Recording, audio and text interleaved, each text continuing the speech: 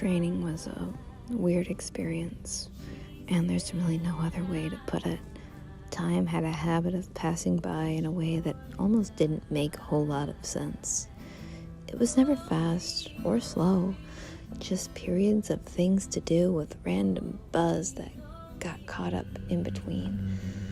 Time seems to pause back home for you, even though you know that it's never the case and people are moving forward, but you're doing so much in one day.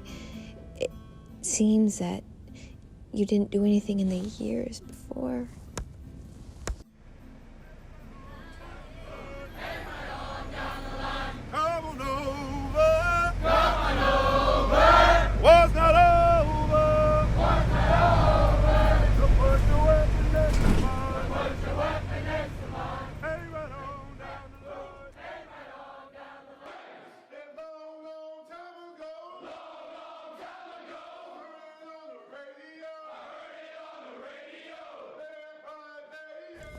I remember day 0 almost too well. It passed by in a blur, but the events themselves, they're crystal clear. However, the thing that I remember most was the way in which I saw things when I arrived. I remember them so well because just the way in which 10 short weeks, and maybe 20 more, shifted all my perspectives. The people around me, my fellow trainees, my battle buddies, were all just as scared as I was. It was so strange, given my normally antisocial nature, how heavily I came to rely on other people. It was even stranger how much closer I got to them in those short weeks than the people I have known my entire life. When you literally have no choice but to be around the same group of people all day, every day, for everything, you tend to learn how to rely on them and their character, their little gives and takes. Training is a lot easier when you drop your defenses and learn how to work as a team and be part of the team. Hold it up! Right here! Right here! Right here! Right here! Right here! Right here! What kind of belt is this?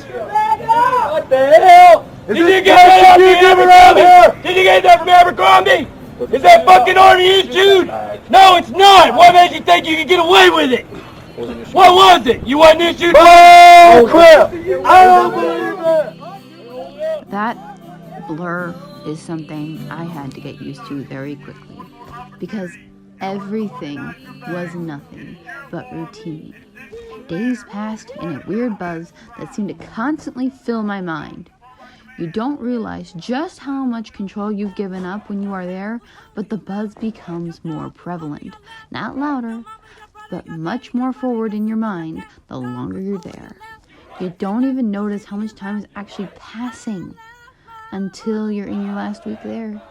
And then, it doesn't seem like that much happened at all. While at the same time, so much happens. In South Carolina tonight, an Army trainee at Fort Jackson is facing multiple counts of kidnapping after hijacking a bus filled with children on their way to school.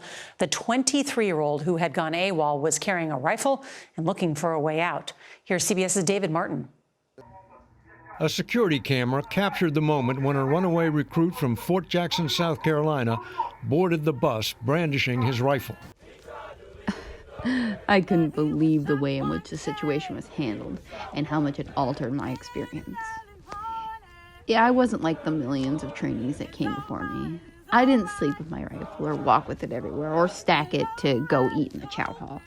I barely saw mine at all. And all because of that, what happened. At first, I was enraged. I was angry that some idiot was going to just screw over all of us like that. Everyone knew there were easier ways out. However, it became a funny joke among the other trainees, ranging from, "Oh man, looks like somebody's gonna go do time at Fort Leavenworth," to, "Hey, did you hear? He graduated early. He's now at his first duty station at Fort Leavenworth." Now, It's just a story I tell to give people an idea of the crazy that goes on a military base.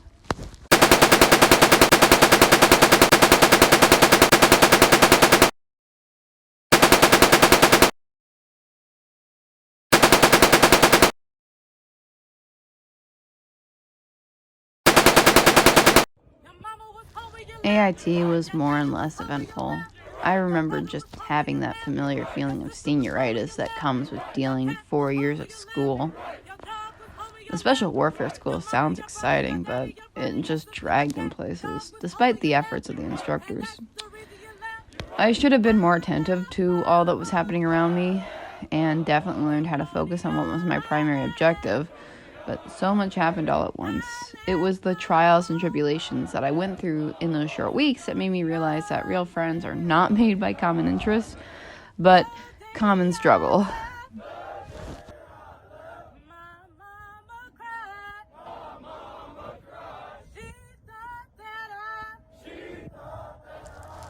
Getting reset to a different MOS was one of the hardest things I think I've ever had to do. Not only because it extended my stay, but because it made everything so uncertain. I had to learn how to forget everything about being a civil affairs specialist and put myself in the headspace of being a human resource professional instead. It was easy compared to the special warfare, school and all, but I learned that pride is only a fool's reward. You can come out of the special warfare training group and think about how much more badass you are because your training was so much harder than the rest of the nerds. In reality, it was only a bunch of privates pumped up on a bunch of drill sergeant rhetoric. Looking back, honestly, I think that it would have been much better off if they would go back to tearing us down. However, I don't run TRADOC, and I certainly won't pretend to.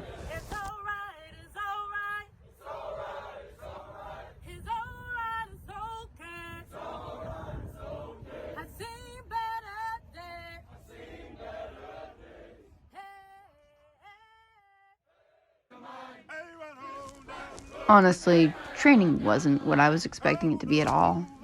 It got so mundane that it would feel like forever, although I would look back and not even a month later tell myself that it wasn't long enough.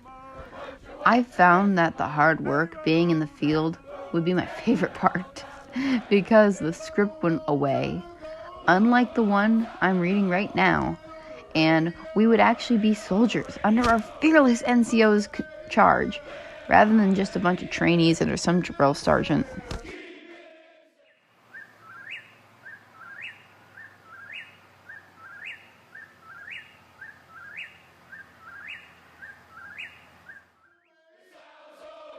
The birds. Definitely the birds. That would be my most prevalent memory of the field. Not looking out under my hooch and seeing hundreds of stars, not the night ambushes that would happen from the cadre. No, the call of what would I later learn to be the whippoorwill birds seemed to be the most prevalent memory I have from the field, and could maybe be considered negative. And even then, it doesn't come close to outweighing the sight of millions of stars I saw while I was falling asleep. You don't get a lot of that in the field, but the time that you do lets you dream of adventure, and that average person just won't have. From learning to fire rifles as a team, to scouting patrol quietly, to doing land nav in the dark, to strolling through the woods on a ruck march.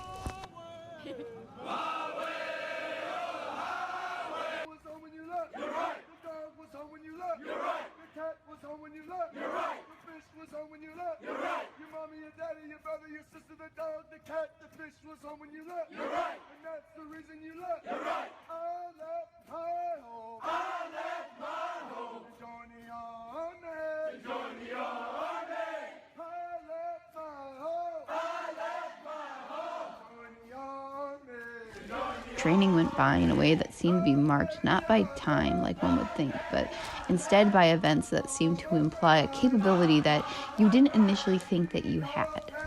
I realized that training wasn't meant to make me harder. It wasn't meant to make me stronger. It wasn't meant to make me a badass. It was meant to reveal the soldier that hides in all of us.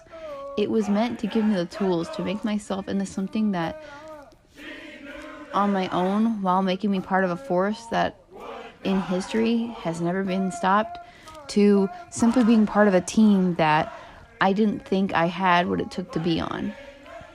On graduation day, I looked out the window of the charter bus and thought hard about the time that had passed, but I thought it was done. But no. What waited for me at home, that was the real fallout.